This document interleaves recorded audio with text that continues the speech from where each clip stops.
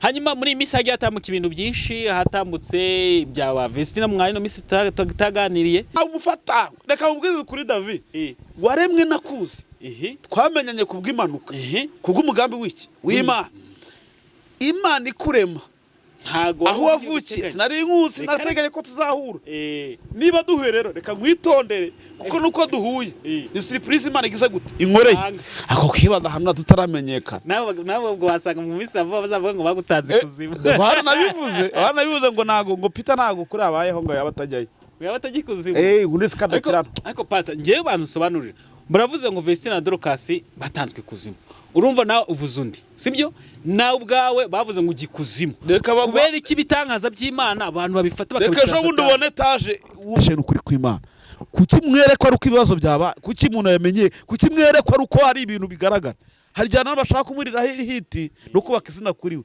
hanyuma Vestina yatanzwe kuzimu sibyo Vestina na Dorcas babateze ibise ngo bana baratandukanye burundu ntibamenya ko inamarasana ejo bundi bari kwigana bari guseka noneho twabakukanye ijambo rya nyuma urusaku rw'ibikeri naguri buze umuvomyi kuvoma munakicara ngo yagiye kuzimu Gitwaza niyakuri imbaraga niba ajya akazivanayo nibwo mwagiyeyo Gitwaza yageze mu Rwanda ari kuvuga Imana jenoside kirangira mu Rwanda mu gihe cy'abantu batari babanye neza arigisha hari ibintu byinshi byasohoye muri kino gihugu yagiye hanura yahanuraga ku masitade adafite umumaro atagaragara agahanura ibintu bikomeye hari ibintu bikorwa byinshi yahanuye Gitwaza akahanura uri kumva biraba barangije ngo umugore ngo yinjiye mu cyumba ngasanga musanga mu isanduku ngo kandi ngo yagiye mu Burayi ngarenga bikuzimu niba umuntu agiye ikuzima akambara ikote ryiza akagenda mu modoka nziza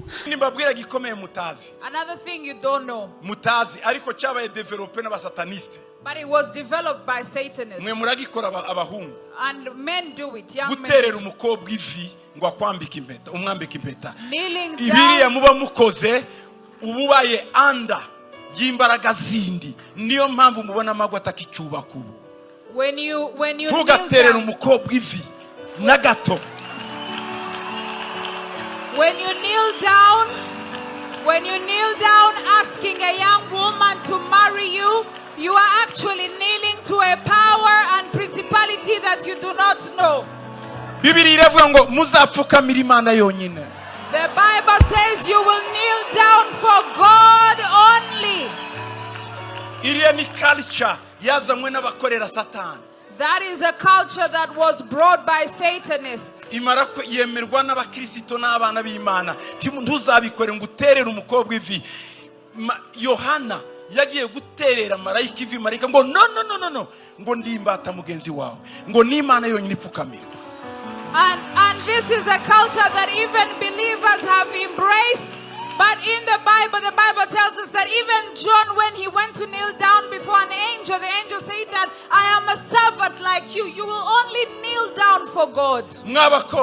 Young women. Umuhungu naje guterera ivi menya kusenye.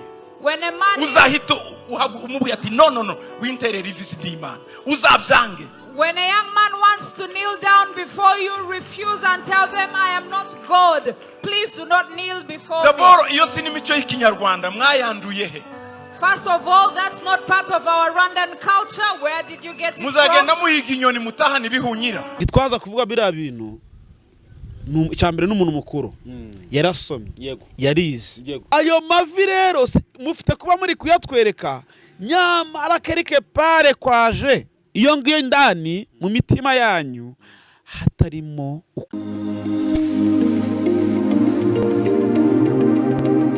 Yes, ni by'agaciro gakomeye kuduhitamo hano kuri Gonike Plus. Amahoro y'Imana akomeze kubana namwe. Ngewe nitwa David, ningiye mugiye kubana muri kiganiro nkanakibura, ariko nanone kuri kamera za Gonike Plus turafite umuntu w'Imana, umukozi w'Imana, umwana w'Imana, umuhanuzi w'Imana, ikiruta byose akunda Imana n'abantu, yitwa Pastor Peter. Niwe tugiye kuganira nawe, niwe umutumirwa wacu umunsi. Mu by'ukuri uyu muntu ntago naheruka kuganira nawe, ariko Imana yemeye ko nza kunga kuganira nawe. Abantu benshi bamuzi ku magambo meza yuzuye ubwenge, yuzuye ubumenyi, yuzemo n'ibyiringiro ndetse no kwizera kwinshi. Ku muntu udukurikira hano kuri iki kiganiro, icyo nababwira ni kimwe, ni rya jambo ryacu kureba ukumva ariko nanone ukiga. Pastor, Karamba. kwakiriye. urakoze David.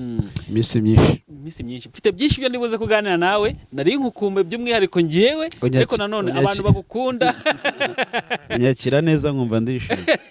abantu bagukunda bo bari bagukumbuye kurushaho kandi barahari benshi. barahari kuko ngewe hari ukuntu twagendaga tukaduhuriye mu muhanda Yego. tugasuhuzanya, n'ejo bundi narwo arambwira ati Pole warakize ariko narakize Imana ishimwe. hanyuma rero ngo dutangire neza, reka tugusabe ubanze udushyire imbere y'Imana mu masegonda make. Akadusenge. Yego. Mana mu izina rya Yesu tugushimiye ibyo waremye, tugushimiye ibyo wadukoreye, tugushimiye ko turiho, uhabwa icyubahiro.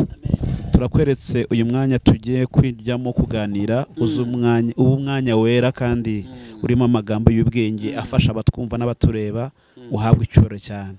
Dusenge abakurikirana bino biganiro bose bajye bahabwa umugisha. Turamagana satani n'abadayimoni bwoko bwose mu izina rya Yesu. Uduhe guca bugufi kugira ngo ukirwe hejuru, uturinde kwiyamamaza, ahubwo reke izina rye rishyirwe hejuru. Uhabwe icyubahiro kuko bazakireba, n'abazagisharinga bakagiha abandi, abazakora subscribe, abazakora share, abazatira comment, abo bose babaha umugisha mu izina rya Yesu. Amen. Hanyuma rero ku bantu badukurikiye Pastor Kabanze nta gitangazo, ibanga rimwe nabibira iyo dusoje gukora ikiganiro, umukozi w'Imana dukoresha ibishoboka byose tugasigana nimero yiwe. Bivuze ko ku muntu urifuza kuvugana n'umuhanuzi w'Imana n'umukozi w'Imana uri buze gukunda kino kiganiro, mushonje muhishuye ikiganiro kijya gusoza turasigana nimero yiwe. Ikindi nuko mugomba gukora subscribe mugasangiza kino kiganiro cyangwa se ibiganiro tugenda dukora mukabisangiza inshuti yanyu. Pastor twe dukora ibiganiro umuntu asangiza inshuti ye. Ariko nibyo byiza. Kandi umuntu ntago yagusangiza ibintu bibi. Aguha ibintu byiza. Umuntu ukunda ukifuza ko yakunga kumva ubwiza bw'Imana, ineza y'Imana, akunga kumva Imana bundi bushyashya, yakunga kugira ibyiringiro bundi bushya. Kino kiganiro urakimusangiza, kandi nawe niba gushishenga kino kiganiro umenye ko umuntu kiguhaye ari ikiganiro aguhaye cy'ingenzi, kandi uwo muntu ukagukunda nawe ugihundi gutyo mugaburirane. Ariko inshuti yawe umuntu wifuriza ibyiza. Hanyuma umeze ute? Ndashima Imana. Ariko uriho ubwiza bw'Imana pe, bundiho uriho ubwiza bw'Imana pe. Imana ishimwe. Kandi burya hari ibintu nabwiye abantu ejo bundi, abwira ngo uko dusa, uko tumeze hatandukanye n'ahashize. Naho tugeze uyu munsi wa none David, hari abantu batemera bwo ko ari ibyahindutse, kandi wowe uriyizi ko hari ibyahindutse cyane. Hari n'uwaza akakwita umukene, kandi uzi ahantu wavuye ukavuga ati ariko aho ngeze urahazi, aho mvuye se aho ugize gute urahazi. Rero uko ngaragara cyangwa uko tugaragara uyu none ahangaha uko biri biruta ejo hashize. Oya ngewe wenda abantu bashobora ko batakuzi, ariko njye ndakuzi ubuhamya bwawe, umwana wo mu muhanda. Mwana w'umuhanda mayibobo iraho, udasa neza, utazi kwamba, utazi kuva, byinshi bikomere. Ubuhamya bwanjye urabuzi, yewe no kuva twamenyana ashize imyaka nyinshi nkorera, urabizi twakoranye kera kuri social media. Kuva twamenyana naho ngeze uyu munsi none harimo difference. Hari ukuntu nahoze nkubaza ngira modoka kugendamo noneho n'ubuhe bwoko. harimo difference kandi nawe neba nka modoka kugendamo. Ariko nawe iyo nkurebye ukuntu akubonye bwa mbere, uzafata ifoto yawe yegeranye n'uyu munsi, iyo hashize yegeranye n'uyu munsi, uzasanga harimo long difference, hazaba harimo itandukaniro kabisa. Umeze neza. Hari ikibazo njya nibaza muri iyi minsi, abantu bakunze kunkurikira muri iyi minsi, hari ikibazo nkibaza ate se abantu batazi Yesu babayeho bate? Icyo kibazo nacyo kikubaje imbuga duheruka kuganira, ntabwo nakikubaza. bitatu reka mbisubiremo. Icya mbere babayeho mu bwoba, kabiri nta byiringiro bafite by'ahazaza, gatatu nta n'uburinzi bafite. Abantu batazi Yesu babayeho nabi cyane, batamufite, babayeho nabi cyane. Burya hari umuntu ufite kumbwira ngo se ko bafite amamodoka, bafite amazu, bafite ama etage, ibyo mwibiraka ariko kubaho neza. Uzi ikintu Imana igikora ni ukuguha 200, ukaba ufite amahoro, ukamera nk'ufite miliyari 100, ikaguha 200, 200, ukaba ufite amahoro kurusha umuntu ufite miliyari 100. ako kantu ukumva uraryoshye, ntuhangayitse, nturaye upanika ngo biragenda gute, biragenda bite, wowe ubwawe ukaba unyuzwe n'uko umeze kubera amahoro Yesu yaguhaye. Umuririmbyi yaremye ngo amahoro Yesu aha abantu be ntabwo agira akagero, ntabwo arondoreka. Yesu ava mu isi ntabwo yasigiye abantu ama etage, ntabwo yasigiye amamodoka, ntabwo babwiye ngo mbahaye inzu, ntabwo babwiye ngo mbahaye imodoka, ngo mbahaye abagore n'abana. Oya, yarababwiye ngo mbahaye amahoro. Sibwo ni ryashimwe ry'umunyonzi wiguriye igare. Urakoze cyane. Abafite nuko ngo Yesu hari igihe guha amahoro, warya n'ibijumba, umuntu yari yifirite wowe ugaseka wababaye, kuko Yesu wakiriye aguha iki amahoro. twabaye mu buzima bw'isi twanyweye byeri twanyweye inzoga zitandukanye twambaye pocket twambaye ibyo bita dawanga nitufu twafungiraga munsi y'ipfundiko kazamura gutya tuyifungira aho ngaho kazamura gutya twarakaraze twambara fime ukumva twashakiye umunezero mu kubyina izaba Bruce Melody zaba King James zaba bari abahanzi muri Tanzania ba Bushoke ba Chameleone uri kumva ba Ragadi urumva tubyina izabo ariko nta munezero n'umwe wabona ungana n'uwo wakura kuri Kristo. Yesu ni utanga amahoro atanga amahoro ifubyi kishima atanga amahoro upfakaza agaseka atanga amahoro umuntu ukodesha akajya yumva afite inzu. Yesu atanga amahoro umuntu utarabona akazi kavuga ati uko byagenda kose ejo nzakabona. Uzika hari igihe umuntu aba mwikode ukabona ari kuribyibuhiramo yego ko mana yanjye kandi kode amahoro Yesu aha abantu be ntabwo agira akagero kandi amahoro David ntagurwa arahabwa ni impano y'Imana. Reka mubwize ukuri mwisi ni amahoro abamo. Isi umuntu ahora ahangayitse ibihugu bihora byakavaniza imipaka tumuhoro wa umuzi kuko data twese mwisi ni amahoro aba mu ijuru. Rero iyo ijuru wabanye naryo neza ukabona na Yesu neza kandi icyo mukundira isi ifite kubona nta utabayeho neza ariko Yesu araguha amahoro wowe muri wowe ukumva umeze neza abantu bakajya bakubona ko ati David se afite iki kandi wowe muri wowe ifite amahoro ukumva ntajya gupanika agaceri ufite mu rugo karakunyuze ati nubwo afite iri kamera ni makesira urugero ejo nzagira irenze ya danje ariko kuba narayibona ntabwo byatuma njya kwiba ntabwo byatuma ngambana umuntu ngo bamwice. Fite amahoro Imana igira gute itanga negereza. Reka mbwira iyo umuntu afite amahoro ifite amahoro ntagapanika nta depression arwara afite amahoro ugira amagambo meza oya ahubwo nuko ubunda iyo umuntu afite amahoro agira amagambo meza Peter amahoro ugira amagambo meza amahoro atuma narindi. Abantu bakurikira kino ibiganiro tukunze gukorana nje nawe ni abantu b'abanyabwenge batekereza kure kuko n'umuntu uri gukurikira kino kiganiro kigeje kuri uyu munota uwo muntu ntekereza ko akomeje kugikunda ntekereza ko umuntu ari umunyabwenge niyo twagisoreza Imana yagiherekeza uri kuvuga amahoro nanjye ngo mfite amahoro koko ariko uzi ko tugane ku mahoro twamara iminsi n'igihe tuyavugaho amahoro David niba zakubeshya umuntu aguca hano muri uyu muhanda kanagenda yivugisha ingomwa hari ikintu maze iminsi ni kubwira abantu bavuga ati abantu bamwe na bamwe twacaganye ikiwe ubwenge bwo kutwambutsa imihanda imodoka zitatugonga nuhura n'umuntu we namuhe na Peter ubu nakwibuka ko nahuye na Peter ariko nakwambutsa umuhanda ugasuza umuntu ugeze hirya iriya ateranye yasujera atiye komera uzi se ni ibibazo isi iri kutwikoreza birenze ibyo dushobora gukemura none ariko Imana iguhaye amahoro muri byo kagutiza amahoro kaguha amahoro David ukodesha inzu y'100 ukabonera yishyuye ko bati Imana ushimwe uhabwe icyubahiro nupanike ngo uri kugambana umuntu ngo ubone miliyoni 100 ngo uzubake etaje kavuga ngo nubwo bitarasohora ndarindiriye amahoro niyo atuma umuntu abaho amahoro mu rugo amahoro mu bana bawe ariko noneho ubundi umuntu abuze amahoro bisone ngo bageze mu gihe cyo gusara cyane ntago wabyumva n'ibimenyetso bibanziza wabuze amahoro nagusinzira iyo wabuze amahoro nagusinzira ntago urya ngo bimanuke iyo wabuze rakaraso wagatora ugakora heza niyo mpamvu n'abantu basenga badukurikiranye reka mbabwize ukuri kw'Imana igihe uzajya gusengera ahantu hose nibashaka bazakubwira ngo uyu muhanzi urema amavuta ateye ubwoba nibashaka bazakubwira ngo umupasiteri ngo arabwiriza cyane nibashaka bazakubwira ngo hano hari umwuka w'Imana ikimenyetso kidasanzwe kizakwemeza ko wasenganye n'abantu bazima batanduye ikimenyetso kizakubwira ko wasenganye n'abantu bazima bafite umwuka w'Imana ni amahoro uzasarura aho hantu uzajya ubabaye utahe wishimye uzajya wirushye utahe uruhutse nujya ahantu usengera ukumva urataha ubabaye ukumva n'ubuntu ko wagiye n'ubundi bikurutangwa byaje waremerewe jya umenya ngo ntabwo ari Imana yateranye ni Satani yateranye ni nka cya gihe cyo ujya kwihana icyaha wakihana ariko kumva umutima wawe uri kwemera kubirekura ntabwo ubohotse ubundi ikigaragaza ko umwuka w'Imana ari ahantu ni ukubohoka ni imbabazi urukumva iyo imbabazi ziri ahantu haza kubohoka iyo haje kubohoka huzura amahoro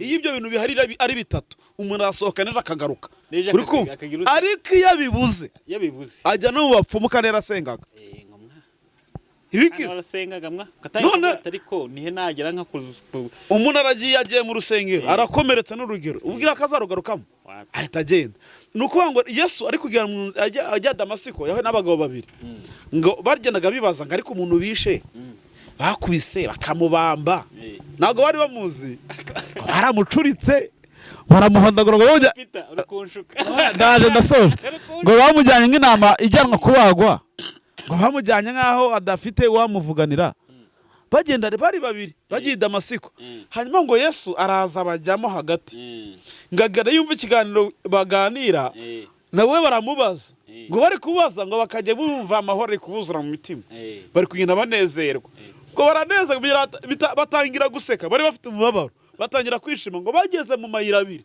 Yesu gahita yigobza ahita yigendera ngakimara kugenda umuri wese yumva umubabaro uragarutse ugakurumva mbabaye uriya muntu wari kumwe natwe ninde bahita bati uyu niwe Kristo ikigaragaza ko ufite Yesu ni amahoro wakira amahoro ufite ntabwo ari uko wateranye kenshi ntabwo ari uko wasirimbye cyane ntabwo ari uko wasenze menshi ahubwo amahoro Yesu aha abantu be Imana David amahoro atumurindira amahoro atumubaka iterambere amahoro atumurindira igisubizo amahoro atumutegereza ko byagenda kose nzasubizwa amahoro atumudapfa vuba amahoro atumutiyahura amahoro atumutanduranya amahoro atumutavuga amagambo menshi amahoro nashari aguteza amahoro nagaduha atumugira ishyari umuntu ugira ishyari yabuze amahoro katangira kurirwanisha ariko yayakira ariko Yesu atanga amahoro isi yose irahangayitse ariko abari gusenga bafite amahoro y'Imana igumugisha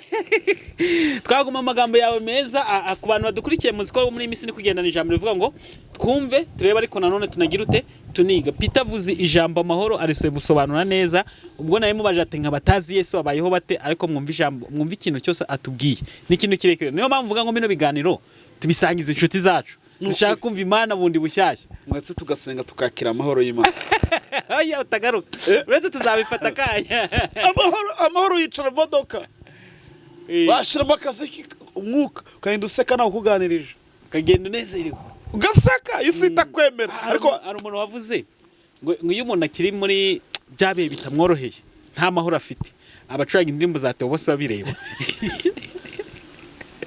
ariko ngo yamaze kugira ahantu y'iterambere gakeya cyangwa se umva afite amahoro acurangiza Israel Mbonyi ariko cyambo indirimbo zibohora erega no ahandi yaba ari muri bya bibazo by'induza gukupita utababarira Shiro kumuhoza yaririmbye remba ngo umutima ubabaye na ujugunya amahoro yawo iyo umuntu ababaye iyo umutima ubabaye ntago unezeza Imana ariko iyo umutima wishimye unezeza Imana ntago waba utafite amahoro ngo ucuranga indirimbo nzima turanga tutababarira cyangwa wawe warabuze imbabazi izaba ari bata izabaheha izaba ari bata izabica bose we izo ntago indirimbo z'Imana ntago hari indirimbo wumva gatumva nta Mana irimo izabaheha bose ibarwaye yemwe barokore mwe izaba ari bata no utangira kumva ngo nuko ngihamagara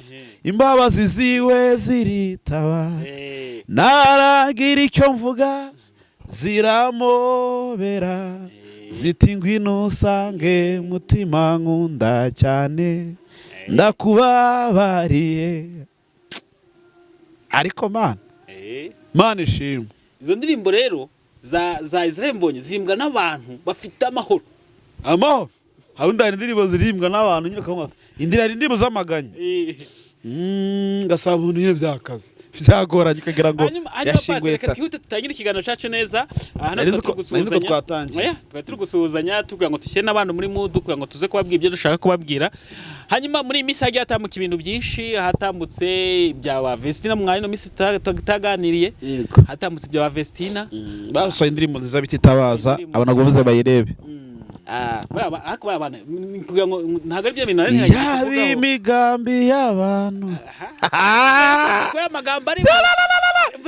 ari amagambo yafashe nicaye iwanjye nzajya gucuranga buri munsi niyo deseri iyo soje kurya niyo deseri ya imigambi y'abantu iyo ngiye kuryama niyo numva yishe imigambi y'icakura kugira ngo idahama. nta mufatanywa muza gutambuka nawe umufata reka mubwize kuri David waremwe nakuzi twamenyanye kubw'impanuka kubw'umugambi w'iki w'Imana. Imana ikurema ntago aho wavukiye sinari nkuzi nateganya ko tuzahura. Niba duhuye rero reka nkwitondere kuko nuko duhuye ni surprise Imana igize gute inkoreye. Reka ngufate neza yo gucira imanza no kugufata no kujajinga nibindeba. Icyo ngomba kureba cyo no kurindira icyatumye duhura. ahubwo ikintu gisekeje baravuze ngo bari abana ngo kuri mbara amagambo hari umuntu bacyuriraga ngo mbese nawe buri muntu abyumva ko yishakiye. Nose ko yafashe iriya ndirimbo yabi imigambi y'abantu ari ifite ubushobozi kuri jye simba nyiriho. amagambo 2 cyangwa 3 kuri Vestina na Dorcas. Imana ibaho umugisha. Iryo ni ijambo rya mbere. Irya kabiri courage. Imana ifite impamvu mukiriho. Hari impamvu nyine ikibarinza akaba kiriho. Ijambo rya nyuma urusaku rw'ibikeri ntabwo ribuza umuvomyi kuvoma. Courage. Bavuze ngo abana batanzwe kuzimu bahita basohora indirimbo nziza. Nakagarara ngo yatanzwe kuzimu ngazapfa ako kibaza hano tutaramenyekana. Nawe ubwo wasanga mu misa vuba bazavuga ngo bagutanze kuzimu. Banabivuze ngo nago ngo Peter nago kuri abayeho ngo yabatajyayo. Yabatajye kuzimu. Ngundise kadakirana. Ariko pasa ngiye bansobanurira. Muravuze ngo Vestina na Dorcas batanzwe kuzimu. Urumva nawe uvuze undi. Sibyo? Nawe ubwawe bavuze ngo ugikuzimu. Kubera iki bitangaza by'Imana abantu babifata bakabitasa. Reka bundi ubone etage wubake etage. Adagati mugira ngo se no kwicara hariya gusa. Kwicara hariya aranatubura. Aratubura. Aba yari amafaranga y'aba diaspora. Kandi nta n'igihumbi cy'idolari heruka na 200 heruka. Inzara yenda byakaze. Bari aho ngaho batureba nk'abacunga ibigori. Noneho kubera iki nyine ureba ahantu ikosa rihari ari byo bya bindi nahereyeho. Hari umuntu abura amahoro y'umutima agahimba ikinyoma. Ni gute Imana mubona Imana idashobora gukora ibyo ngibyo muri kureba? Imana ishobora gukora ibirenze. Mu Befeso aravuga ibasha gukora ibiruta cyane ibyo twibwira nibyo dutekereza ngo bite n'imbaraga zazo zigira gute zidukoreramo. Niba je nizeye Imana kucyumva ko nta kubaka ibintu bikomeye kucyumbwira ngo ngicyo nagaze ngo Satani utanga ubukire. Nge ndibaza Satani utanga kwamamara. Kagarara yahuye n'uriya mugabo muri Amerika. Umugabo mu imodoka barahano ngagiye gupfa Kagarara. Ejo bundi buntu bazere bazimubashe araza aricara ngo Uwiteka ngo yambwiye kujya atakubwiye mbi bazimubashe n'ukuri kw'Imana. Kuki mwereko ari uko ibibazo byaba kuki umuntu yamenye kuki mwereko ari uko hari ibintu bigaragara. Haryana n'abashaka kumurira hiti no kubaka izina kuriwe. Hanyuma Vestina yatanzwe kuzimu. Sibyo? Reka nk'ibiri bankanya ni gupanga kuba ka etage. Niba yazamutse azaboneka abahanuzi 30 bayihanuye. Nanjye ndi gupanga kubaka etage. Niba nayubatse uzasanga ngo kugira ngo bivuye hese. Aho bizabivuye hose nibikureba umugambi Imana urakomeje. Umugambi Imana urakomeje. Hari abaguteza iminsi. No. Uzi ibintu uri kushotora. Hari abaduteza iminsi barayibara. Irarenga. N'uyu musari kubari yindi. Nayizabarenga. Nzapfa. Imana yabigennye. Umusange wagize nzapfa. Ego. Kandi ikintu cyose kizangeraho. Cyose. Nta muntu n'uyu numwe. Imana izemera kundambura kuboko. Yesu atabyemeye. Uri kumva? Ikindi kuba aho tugeze nta kuboko kwe kurimo. Ugutega iminsi aho ugeze aha. Ariko uyise yikamera ujya kwigura aramamaga ngo ngwijana. Wapi? Sinza nkicanga yitendeka nkavuga. Uri kumva? Rero nagira Amerika ngahitamo na inshuti imwe igahita nkubita 50. Narangiza ngakwigeraho danje zina nagusuhuza ngo bati ngumva nakomeye. Uri kumva? Ngira buhere rero nazo muri iyi minsi. Wishotora. Baneze iminsi aragati uyu muntu nubwo yitunze imodoka nayimarana mese noye tuzimaranye imyaka irashize mu modoka imyaka irashize nindi saza Imana izafashe nizemere ko imigambi ica kurigira gute ihama izambabarire ndayinginze ndayisabye urukumva kandi gimu ubwenge ubashobora ufite kunkubita nguru moto rwiza nkaba paritse imodoka nka meze nkangahe nkajya ngenda ku moto rwiza rumwe ruvuga hanyuma ejo Waje mu muhanda ugasakuza abantu najya bose gusenga agenda ku modoka sibyo ariko hari umuntu wabibwira nahanga ati nubwiwane no kwemera ngo modoka samaze iki impamvu uvuga ko nta cyamaze nuko nayigira nuyigira uzatuza ari umuntu agutega imisi Peter nubwo uriho mwaye imisi ngahe urakorwa n'isoni ariko izo soni bagutega ibyo bimwaro bagutega bazi bimwaro wanyuzemo Bruce Melody igeze yavuga ngo ngo uzakorwa n'isoni ngo uzizankoze ngo uzisoni zankoze twarasebye urumva aho twagiye turaseba twuba twaguma mu nzu ntidusohoke none ubu dufite n'aho twicara tukagenda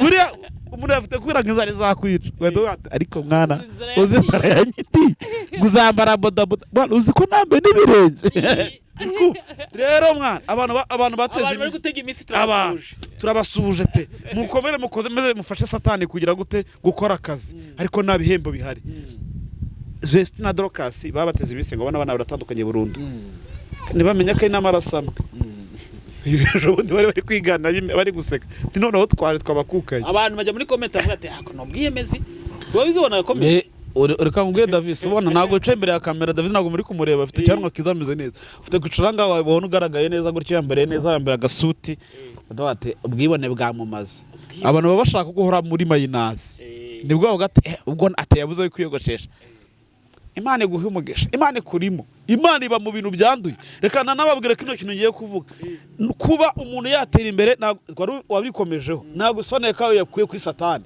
kuko Imana ibasha gukora ibyo satani atagira gute atanashobora biri mu ijuru ari ibyayo kuki ibintu byose baye ku muntu byiza mu byitira satani why kubera iki kimaze imisi nkibaza hanyuma Peter reka tunyarutse nangize ngo tuze gukomoza narakavuze Gitwaza yubatse isengero nyinshi arakomera aravuga ngo uyu mugabo agikuzimu mwebwe mwagiye mu kazuba naho yavuze ngo nige muhanuza abantu bakavuga ati nyine bo bagiye bakazubaka bakareka kuzifungirwa umuntu ngo yagiye kuzimu ari kubaka ibikorwa by'iterambere ari kubaka amashuri ari kubaka isengero imigabane yose hejuru y'isengero ari kuvuga ko Yesu Kristo warangiza ukicara ari n'umupasiri rero abantu tujye twemerana ikintu cyo kutemerana nicyo kisha abantu munakicara ngo yagiye kuzimu Gitwaza niyakura imbaraga niba ajya akazivanayo nibwo mwagiyeyo Gitwaza yageze mu Rwanda ari kuvuga Imana jenoside kirangira mu Rwanda mu gihe cy'abantu batari babanye neza arigisha hari ibintu byinshi byasohoye muri kino gihugu yagiye ahanuraga ku masitade adafite umumaro atagaragara agahanura ibintu bikomeye hari ibintu bikorwa byinshi yahanuye Gitwaza agahanura uri kumva biraba barangije ngo umugore ngo yinjiye mu cyumba ngasanga musanga mu isanduku ngo kandi ngo yagiye mu Burayi ngarenga bikuzimu niba umuntu agiye ikuzima akambara ikote ryiza akagenda mu modoka nziza akubaka isengero zitandukanye kandi wowe ukaba uri mu buzima budafatika wowe ukaba uri gucumba warangiza ngo ntago ufite iyo modoka ntago ufite iyo nzu nziza nturya neza ntunambara neza abantu babona bateye imbere bakumva ko bikuye mu byaha abantu babona bateye imbere bakumva ko bikuye kuri satani niba satani atanga iterambere bwe yabarusha Imana gukora ariko Imana icyo nyiziho David Bibiliya avuga ngo ingorane zubaho Uwiteka ni icyubahiro n'ubukire n'ubugingo niba ibintu bigeze ku muntu kuki mu byitira satani hanyuma pasi reka dutangire hano ejo bundi hari amagambo Apotre Gitwaza yavuze gupfukamira umukobwa uburi kujya anda y'izindi mbaraga aturiya muco wo gutera ivi ni amagambo Gitwaza yavuze ni umuco wazanwe n'abantu basenga satani gutera umukobwa ivi ntago byemewe kuri we ntukazigire utera umukobwa ivi ari amagambo yumvise uti gihe bwanjye umuntu asobanura ibintu uko abyumva cyangwa se akabijajinga nyine bitewe n'ukuntu abibona wowe urabivuga uko ubyumva genda bivuga uko mbyumva Gitwaza kuvuga biriya bintu cyambere n'umuntu mukuru yarasomye yarize uri kumva yagenze ku migabane myinshi itandukanye tujye twirinda guhinyura ikintu cy'umuntu ubu utaragira ubumenyi nk'ubwo agifiteho nk'ubu mu kanya hari ikinyamakuru nakurikiye sanga bino byo guterana ivi ni iby'imyaka hafi 400 na kera ngo abantu bazaga imbere y'abagore b'ibwami cyangwa abantu bakomeye bakagira ikimenyetso cyo bacira bugufi bajya kubahereza ikintu bakabanza bashyira ivi hasi uri kumva uwo ni umuco waho iyo ngiyo David jye ku rwanjye ariko ni ku rwanjye ruhande ntagire umbureminga ku rwanjye ruhande nemeranywa na Gitwaza ko gutera ivi k'umusore imbere y'umukobwa cyambere ari kizira niba nabyita ko ari nko kwigana umuco w'abandi kandi burya hari igihe wigana umuco w'abandi ukatakaza umuco wari ufite iyo utakaje umuco wari ufite wigana iby'abandi iyo wiganye iby'abandi ukorwa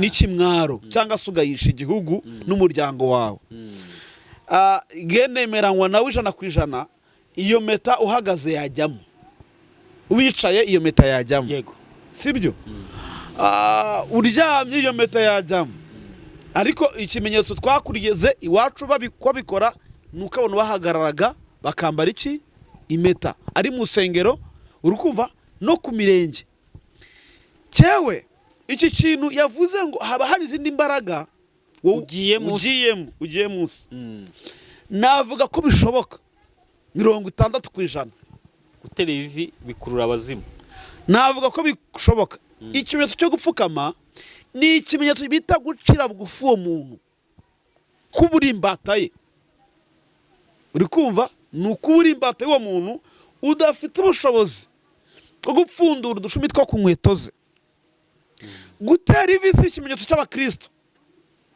ikimenyetso cy'abakristo gupfukama no gupfukamira Imana gusa yonyine upfukamira umuntu uri gusaba imbabazi ni icyambere icyaka ugapfukamira umuntu ukeneyeho ubufasha keneye serivisi yego icya gatatu upfukamira umuntu ukurusha ubutware ukurusha iki ubutware kaba kurusha ubushobozi aricyo gize gute mukeneye nkuko twabivuze rero umusore n'umukobwa benda kubana barabyiharaje bamwe yego agakora iki kintu agapfukama nubwo mu isi biriho ako kanya nabigaragara ariko abasenga Imana mu isi y'umwuka hari ibindi bintu buremye hari ibindi bintu bukoze ndemeranywa na Apostle Gitwaza cyane twebwe hari dukora dukina ariko bikica ibintu byinshi ukirere cy'umwuka muri spirit mu mwuka ukabana ibyo twishe mu mubiri tukumva ko twubashwe ariko mu isi y'umwuka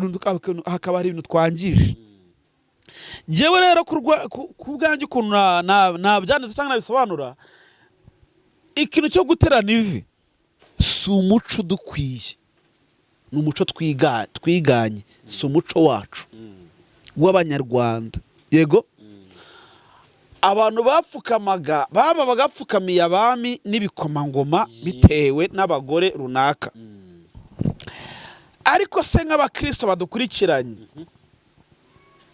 birakwiriye Bibiliya avuga ngo ntukagirire ikindi kintu cyose ufukamira mu isi usibye Imana yawe yo mu ijuru abantu bari kugaragaza ibimenyetso by'ibyubahiro nyamara hari ibindi bintu bishe mu buryo bw'ubumana ntabwo ari ikimenyetso cyo kubahwa cyangwa cyo kubaha Imana ahubwo ni ikimenyetso cy'uko hari ibindi bintu uramije hari undi muntu wubashye hari undi muntu uciriye bugufi ariko se mwibwira ko ariya mava atewe hasi ingo zimara kangahe nawe yabigarutse Apotre Gitwaza aravuze ati nutira umukobwa ivi dufite ikibazo David abantu bagiye ku mazi bajya ku kivu batererwa amavi barapfukamirwa ariko ingo zisenyuka mu minsi mike rwose uri kumva ntabwo iva ari cyo kimenyetso cyo kubaka urugo ahubwo ikimenyetso cyo kubaka urugo ni uburame bw'urwo rugo kandi ni amahoro ageze gute arurimo uri kumva amavi yose ari gutererwa abakobwa hari uwavuze ariko abundi abantu ko mbona ibintu babigize birebire isezerano ryanjye nako tugiye kubana siyo rya mbere ry'ibanze ariko se reka nkubaze mwibwira kuza mu rusengero agahagarara ngo jyewe runaka ngo ndaheye ko nzabana n'uyo karamata mwibwira ko ari byo bintu biba byitwemeje ko urwo rugo ruzakomera isezerano ni rya bangahe Bibiliya irabivuga isezerano ni rya babiri bonyine bemeranywe kubana David wowe n'umugore wawe nimwe muzi uko mwubatse namwe muzi uko rwatangiye uri kumva natwe tuzaho byahereye urakoze ni wowe ubizi ayo mavi rero mufite kuba muri kuyatwereka, nyamara kereke pare kwaje iyo ngiyo indani mu mitima yanyu hatarimo ukuri. Hari n'abikora kubwa kwishakira indamu ngo bemeze diversaire, bakange diversaire, bemeze public, ariko atari uburyo bwiza bwatuma tubona ko ari ikimenyetso cyiza cyo kubaka. Ese ubundi nkubaze, ibi bintu mujya muvuga ngo waterera ivi ngo umuntu kutarahamagara mama ye ngo uritere mama wawe ahari cyangwa papa wawe ahari, hari n'abaritera nta muvandimwe n'umwe uhari, ahubwo mukajya kuritera mwihishe hirya ngo mwagiye ku bwato. arya mfite wateye ivi nawe. Oya. Naraporopoje ndabinkore, ariko uzi kumenya nditeye.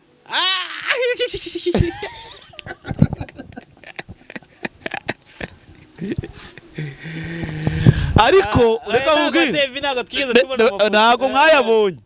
Reka mubwire, wenda byaranabaye umuntu wakoze ikosa 2023 ntabwo yakwinjira kurikora 2024. Oya, ubu hari ikintu yamenye. David, dufite abantu bari gukora amakwe kugira ngo bemeze abantu ko bakoze iki ubukwe, nyamara urugo rutagize gute rudakomeye. Kugira bazi ukuri, hari umuntu wavuze neza avuga ati umutima ni Imana. Ibyo bintu bitajya biri. Ntabwo birya ruswa. David, umutima uzi ko nkunda pe. Ufite kubimbwira ku munwa ngo Peter ndagukunda, ariko umutima waye uri indyarya nukonejo amuvuza nabi. Akakubwira rero Imana n'umutima nibirya ruswa uko byagenda ko niyo muryamye ariko nubwo uriya wibye. Akakubwira ati nubwo uri ibihombi ijana wabyibye ndogo yabo. Rero ahangaha turi badukurikiranye. Guterera ivi cyo kimenyetso kigaragaza urukundo. Kuki na mama wawe urahamagara ugiye gutera ivi? Kuki na muzehe urabuhagaze? Ndumva hari ibintu nize bikomeye. N'abakuru babibona. Bibonwa n'urubyiruko n'inzagayaga. Nanuza n'abandi nyine babashaka gutwika no n'ifoto. Wumva sugu posting ukivayo. Hari umuntu wavuze ikiganiro nakurikiye avuga ngo hano kuri status abantu benshi bazikoreshwa ngo bagaragaze ko ubuzima bwabo ari neza, ariko ngo hari n'abantu badapostinga kandi bafite ubuzima bwiza. David, bavuga ngo ari umuntu postinga ngo agaragaze ubuzima bayemo, nureka postinga ngo agaragaze ubuzima bayemo. Mu by'ukuri muri abo bantu bombi nuwe muntu ufite amahoro udapostinga, kuko nk'aba postinga bakeneye ko babona amalike. Ariko ibazo umuntu ujya kwifoto reka mbabaza. Suri Miss Muheto, suri Muyango, suri Miss Naomi. Yewe nanizo argira mugore uri mukobwa watsinze ikomeye nindi. Miss no suri Miss Jolly. Ni wa postinze akazu keza wagezeho. Ni wa postinze warangiza ukajya kuri status ukifata gutya ngo shute yanjye turi imbere y'Imana. Izo like ni ihe message uduhaye. Ni cya kintu wigisha public pereza Imana muhumugisha wacu. Yaravuga ngo wigeze bajya mu biganiro hari ahantu basohoke barabatire bagiye gushaka icyo kurya, ngo umukobwa araza akayirga abahobera kugira ngo ababaze ikintu bakeneye, abamara abahobera peza yaravuze ariko ko twaje gushaka ibyo kurya aje guhobera. Yahise afata umwanzuro ngo barisohokera barigenda none ikintu bafasha. Iyo hagaze ari umukobwa ahita bifunga, ariko noneho basigaye bicaye ukagira ngo bose bagonzwe amatako, gasanga ikibona gikubise hirya yihengetse ngo niye message utanze. Ariko umuntu uri mu iterambere rye, umuntu uri kubaka inzu ye nta mwanya abona, umuntu uri gucuza kariyeri, uri gushaka ibishyimbo, uri gushaka ibirayi, uri guhingira, uri kugaburira inka ye, ibyo se arabona ngo selfie nta mwanya yabona. Uri kumva rero gupostinga sicyo bitwemeza uriwe. Gupostinga si bitugaragariza ko ufite amahoro. Ntago biri kabyo bitwemeza, ahubwo wabuze uni depression ubundi nagahinda gakabije. Wabuze bakubwira ko bakwemera. Wabuze bakubwira ko bakwemera gushaka abakiriya. Ubundi uploadinga shira ibintu hari biri bwege ikiganiro kiryoshye. Uploadinga ushira ibintu hariya by'ibicuruzwa produit zaho tuzigure. Kuza ko postinga rero gutya ibazo niba ugiye kurya ibiryo ati dore ngo ngiye kurya inkoko. Scope yageze yavuga ikintu gikomeye, navuga ati ko uratwise inda ku muhanda, uri kwerekana inda, urabyaye Imana yabikoze kabiswe bana barozi, kabiswe borozi baba n'abarozi bagomba kunaza, abarozi bagomba kuza kuko mwabahaye password. Ubundi na kuva na nk'ubu David narapostingaga pe utambonye TikTok ngo mbonye nabwo ndi guhimbaza iki Imana. Ntuzigera ubona WhatsApp yanjye iriho ifoto yanjye Peter ngo yambaye inkweto zanga ikote ryiza ngo ni Renise nk'uwambaye ya Force kayita postinga ku kamarike ka ya Force. Usa nambaye nabi si poste simwareba.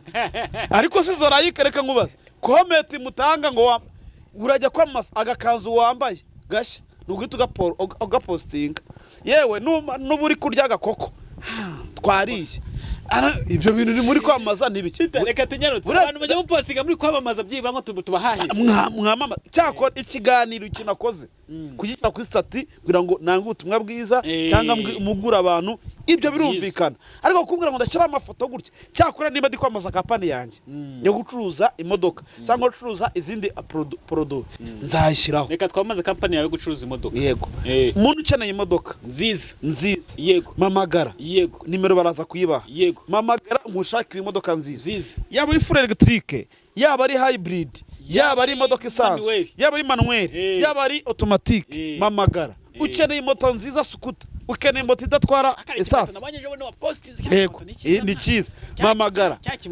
ikindi mu bintu byose ngira mu bintu ucuruza ngomba kugiramo ukuri mamagara nguhuze n'imari nzima. Ikindi waba ukeneye byibura imodoka zigukora mu bukwe mamagara. Ejo nagiye gukora mu bukwe i Kigali umupapa dusoje baramuhagaye bukeye barambwira ngo uri umushaka kurya iki wowe ako naga tipo wongera muri service bamaye mamagara ngukorere service nziza nguzana abashoferi beza b'abanyamwuga basa neza bakeye abandi banagaragara mu bukwe bagaragara ukabona ubukwe burubashwe ukabona busa neza panakoze waho ndi nkweti henga uri kumva ushaka service nziza mamagara ngufasha. Birashoboka ko ibi bintu ndi kuvuga abantu babyumva ko ari nk'urwenya ariko ubukwe twajemo ubukwe nakozemo ubukwe ndimo habonekamo ibyishimo habonekamo ibirori sirikirasiyo. Ubundi bukwe buryoshwa no gusirikira. Nzana imodoka turabashoferi b'umwuga kandi tuzi imodoka namanuka naki nakuvuga ngo wingereza nk'ababyeyi hanga turabafasha bigende neza. Hanyuma iyo service ndayigukorera kandi ibintu bicemo ruzungu nako kazi. Nubu ukeneye kuma akazi nabwo mamagara kampani na yamamariza gwino mamagara ngwete ndashaka kunyamariza kampani ndashaka kunyamariza imodoka zanjye nze nzamamaza imodoka nazamamaza nakomaza inzu zawe nakomaza ibanza byawe nakwamaza ikintu cyose makazi umuntu w'Imana yarawumaye David. Ubu ngubu nawe nukeneye kunkorera kubyo kwamamaza mamagara mvuge umwuka nawufite uri kumva namamaze produits z'abantu bigende neza. Reka simve hano nta mutima w'ishyari ngira nta mutima w'urwango ngira. Niba ushaka none ukaba ukeneye muri Musanze kugira ibirori byiza gana Desire Collection mwegere Desire nawe ni umuntu utwara imodoka mu makwe ni umuntu nawe ujya uduha ibiraka akora n'abandi uri kumva Desire mwegere nawe aragufasha akora imodoka akora service nziza. None ukeneye decoration umugore we arabikora uri kumva ukeneye ko bagukorera muri sale umugore arabikora.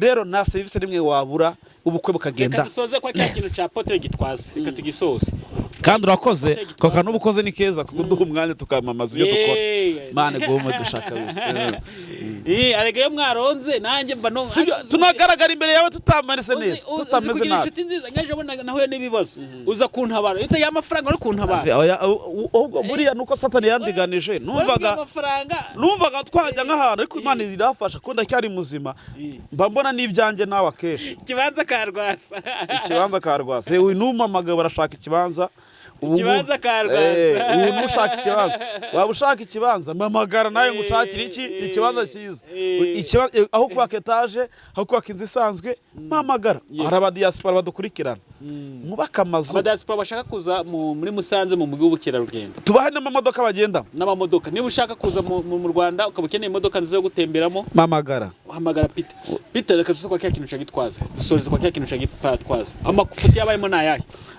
Gitwaza nemera ko igiye kurwangira hande nafuti yakoze biterwa nuko umuntu yumva ibintu. Abasore badukurikiye muri aka kanya matiri ba TV bateganya gutera amavi mubambika impeta muhagaze cyangwa mwicaye yego nta mpamvu yo gupfukama niba mwubaha Imana kamuzika Imana ikuye icyubahiro nimukagiha abantu mutaragiha Imana yego nimuha Imana icyubahiro zabigisha guha abona agaciro.